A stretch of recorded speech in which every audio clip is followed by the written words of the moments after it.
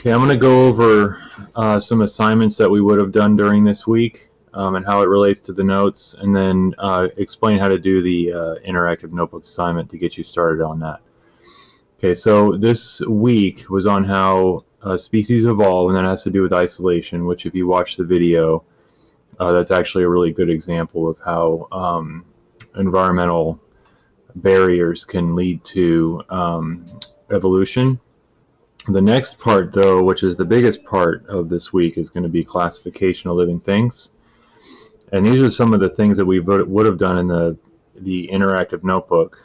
For this assignment, these are the levels of classification that we currently use. It's called Linnaean classification. And the broadest level of classification would be the domain. And then it gets more and more and more specific as it gets down to the bottom until you get to the species, which is the actual organism you're studying. So what we would have done on this one is we would be classifying a house cat. And you'd be looking at a house cat and trying to determine what physical traits put it into each one of these categories. Okay, and that's the most important part of this section, is we classify living things according to physical traits. So the domain, it's going to be really general. The domain that a house cat belongs to is eukarya, and you would have underneath that flap put the definition of what eukarya is, which is any organism that has a nucleus in their cells. And here's some examples that you would have put inside your interactive notebook. So house cats, in terms of the domain, are put in the same group as plants and amoebas. So it's really general. It only has to do with organisms that have a nucleus. And then it's going to get more and more specific as it goes down. So kingdom, Animalia, is any organism that is made of more than one cell and eats other things for energy. So at that point, plants are out, right? Because plants get their food through photosynthesis. So here's some multicellular organisms that are in the animal kingdom. Okay, so insects, worms, rabbits. The phylum, cats have a spinal cord, so that puts them into chordata. And at that point, the insect and the worm end up in their own group. And this group includes things like dolphins, birds, and reptiles. So as you get more and more specific toward the house cat, according to their physical traits, you would figure all that out. And that's our intro to things being classified according to physical traits. Okay, so we're focusing on physical traits to classify living things. I don't know if you've figure that out or not, but it's physical traits.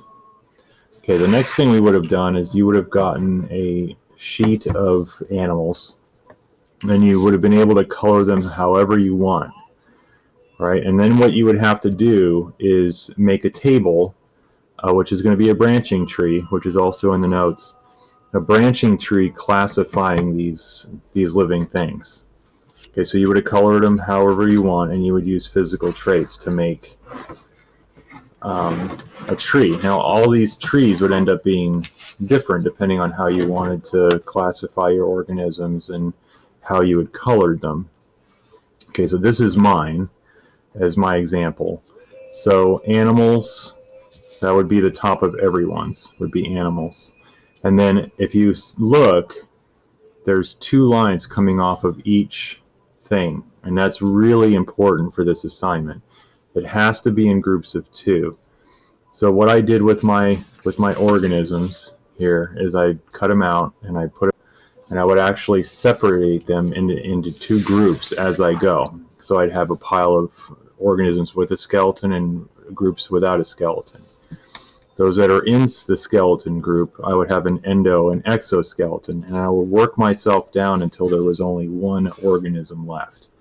And these two lines coming off of it are really important for the next thing that we would have talked about, which are in the notes as well, which is dichotomous keys. The dichotomous keys are what we use to classify living things. Okay, now this assignment is just sort of a goofy intro assignment, but if you look, there's 2 choices for each one. Okay, just like over here we had 2 choices, right, and 2 choices. Off of each one is 2 choices. Okay, so I'm going to classify, okay, just some random objects, and this would have been our intro lab. It's just kind of goofy, but what you would have to do with this, it's called the Gizmo lab, and what you would have to do is use what's called a dichotomous key. This is a dichotomous key, which is in your notes, and I'm going to zoom in on that a little bit. Okay, so what you would have done is use this key to classify a pencil. Let me move this stuff out of the way. There we go. Okay, you would have used your dichotomous key, this one, to classify the pencil. So you have 2 choices. Object is partly or completely made of metal, or object has no metal. So you look at the pencil, you look at the physical traits of the pencil. Is it partly or completely made of metal, or does it have no metal? Well, this right here is metal. So we would say that the object is partly or completely made of metal. So I would go to step 2. So there's 2 choices at step 2. Object has non-metal parts, object is completely made of metal. Well, it has non-metal parts. It has an eraser and it has the wood part. Okay, so it has non-metal parts. Go to 3. Object is less than 10 centimeters in length, or object is greater than. And you would have had a ruler and you would have measured that to be more than 10 centimeters. So I'd go to number 4. Object is pointed at one end, or object is not pointed at either end. So I look and, oh, look, it's pointed. So it is a tapered doodad. So you would have put tapered doodad as your answer. Okay, and then there would have been about, I don't know, 15 or so things that you would have used in this lab, right? So let's say we're doing a washer. Okay, so object is partly or completely. You always start here. You always start at the beginning. Okay, so object has no metal, or object is completely or partly. Well, the washer is made of metal. So number 2, object is non-metal parts, completely made. It's completely made. So number 5. Object is greater to, object is less than. So this washer is obviously less than 10 centimeters.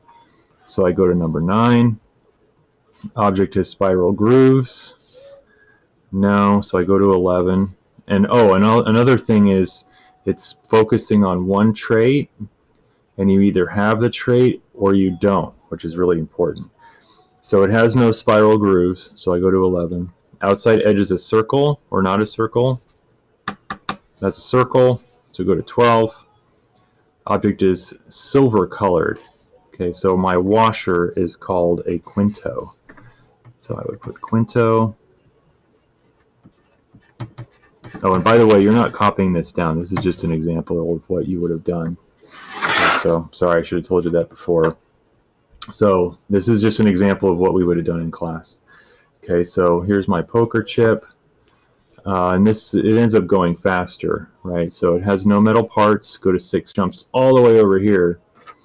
So it's not white. I go to 24. Object is made of plastic. Yep, that's made of plastic.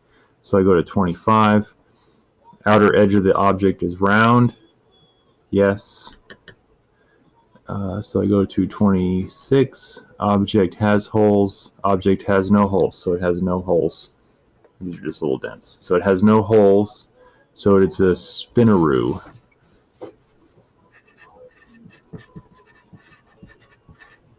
And that would have been our intro to dichotomous keys, okay, which is in your notes. I'm just explaining how those work. Okay, for the interactive notebook assignment. And just as a little side note, with this, the ultimate goal of this assignment was you to take this organization of 2 things coming off of each one, and you would have made your own dichotomous key. So if I was classifying, let's say, the Barracuda here. Okay, so it has a skeleton, go to 2. It has an endoskeleton, so I'm going to go to 3. It has teeth, so it's a Barracuda, right? And you would have used your table, right? You would have used this table to make your own dichotomous key. Okay, so but we can't do that, so you're going to do an online sort of simulation of this idea of classifying things with dichotomous keys and using 2 traits, 2 physical traits. This is going to go in your notebook, okay, as your interactive notebook assignment. So what I need you to do is go ahead and try to get that circle out of here. I need you to pause the video, and I need you to copy this down. And it does go on 2 pieces of paper, which you'll see. There's actually 10 things. Okay, so fish number, common name, scientific name, and then habitat or where it lives. You can copy this one down. I'm going to put this example in when I do the video explanation of the website. So go ahead and pause the video now and go ahead and copy this table down.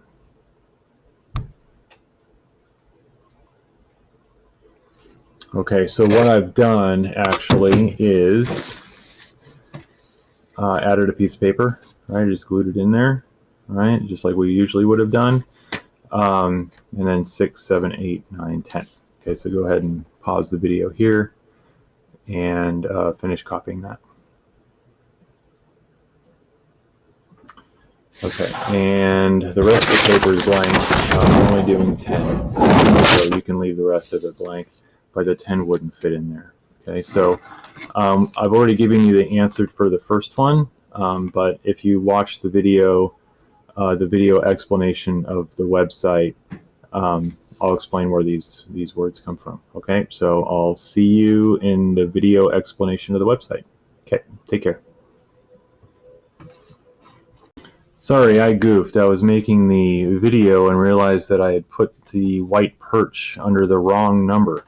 So if you could, just go ahead and erase number 1 and go ahead and under number 3 put white perch and then all that underneath there. Okay, sorry about that. See you at the website.